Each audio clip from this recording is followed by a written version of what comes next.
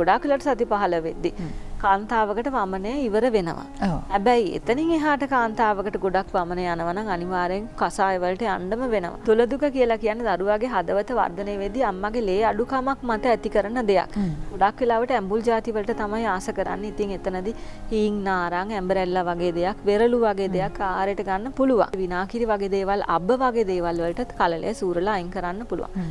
කලලය මෝරගෙන යද්දි කොහොමත් තමන් ලේඛනීය ආහාර, උෂ්ණ තීක්ෂණ විදාහී ආහාර කියන ඒවා ගන්න නරකයි. ලුණු වැඩිපුර කෑමට දාලා අපි ගන්න රයිස් වර්ග, කොත්තු වර්ග ඒවා නම් කිසිසේත්ම නරකයි. PCOS වගේ කාන්තාවන් නොයෙකුත් රෝගී තත්ත්වවලින් පෙළෙන කාන්තාවන් ගැප් ගත්තාම ඔවුන්ගේ හෝමෝන ක්‍රියාකාරීත්වයේ යම්කිසි අඩාලතාවයක් මත මේ රෝගී තත්ත්ව ඇති වෙන්න පුළුවන්.